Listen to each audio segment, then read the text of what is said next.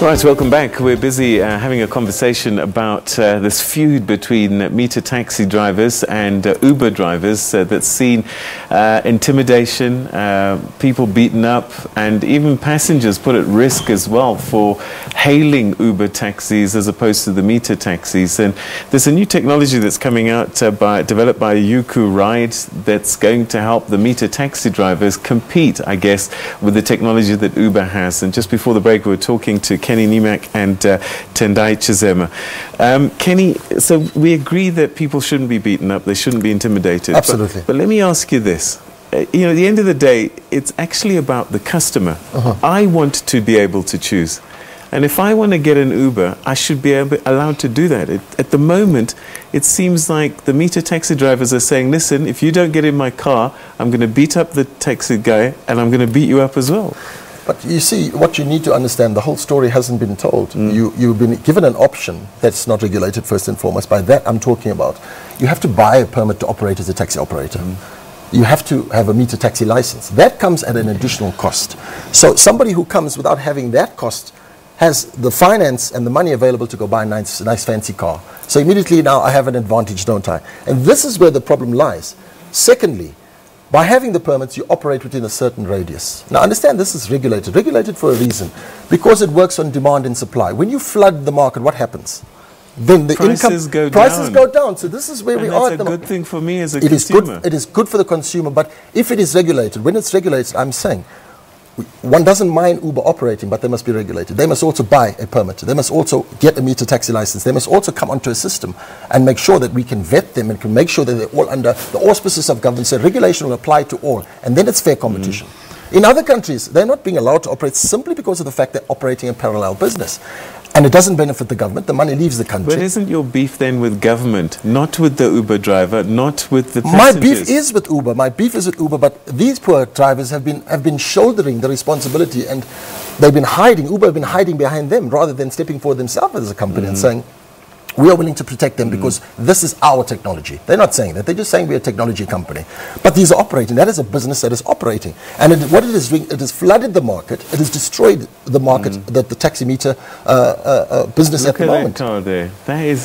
That's unacceptable. Absolutely. We don't agree with it. We don't condone it. It is happening, absolutely. So we are pushing as hard as we possibly can for us to get to government to try to find solutions so that we don't have this happening. Tendai, how do we solve this?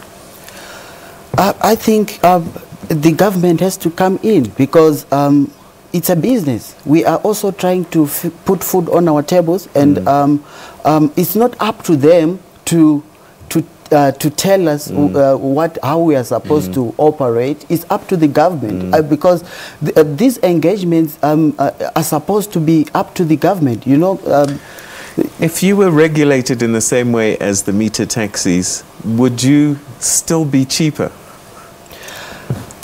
Will be.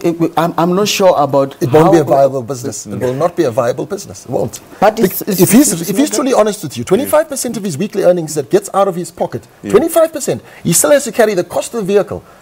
Other costs that have to be incurred as well. He carries those costs simply because Uber just takes from you. So Uber as a business, they are the ones who succeed. But him as a driver, he's the one who suffers. Is that true, Tendai?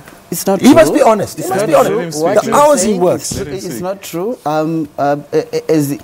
As an e-hailing company, we are not driving far distance to pick up. We are just... It's just like 1 kilometer or 2 kilometers. So, and that's where the profits are. Yes, that's where the profits are. We have profits. We are seeing profits. And he's not driving for Uber. I am driving for Uber, and I know what's happening.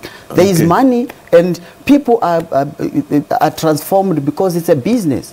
So, Kenny, he's saying, is your app going to make the pickup closer and bring the prices down, or are we still going to pay more for a meter taxi than an Uber? Absolutely not. We want to compete. I mean, let's be fair. They've come with a model, a beautiful model. It's a nice model. Nothing's wrong with it. Like I'm saying to you, if it is regulated, nothing wrong with it. We intend to go out and compete in terms of pricing, in terms of the quality, in terms of the service itself, because that needs to be upgraded, let's be honest. So they've come and they've opened up the eyes of the market. So we've stepped up and we said, okay, how can we compete, or how can we at least be comparable to what they offer? All right, so essentially, your app is to compete with Uber. Yes. And we should support your app because it's South African 100%. and not Uber. Is that the story? 100%. 100%. Simply because we are on the side of the locals who've certainly, this has been the industry for 40, 50 years. They've fought for this, and because of our new dispensation, they've afforded that right. They have that right, and government needs to support them because government's been taking money from them.